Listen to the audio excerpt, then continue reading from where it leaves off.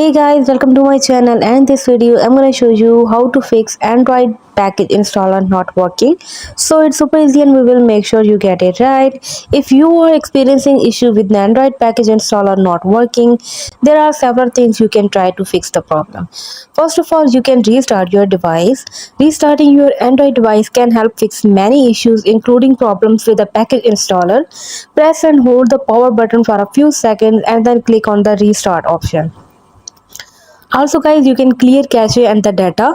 Clearing the cache and data of the package installer app can help fix the issue. To do this, go to your phone settings, then apps, and then package installer, and then storage, and clear the cache or the clears data. And I have uploaded many videos for clearing the cache, so you can watch my YouTube channel to watch how to clear the cache on Android device. So also guys, you can force stop the package installer, and it is possible that the package installer is currently facing issues and which is why it's not working. Therefore, after rebooting your device, you can force stop the package installer to fix the issue. To do this, go to settings, then package installer, and force stop. So hope you guys like my video, and also guys, please note that steps to fix the package installer not working issue may vary depending on your Android device and version.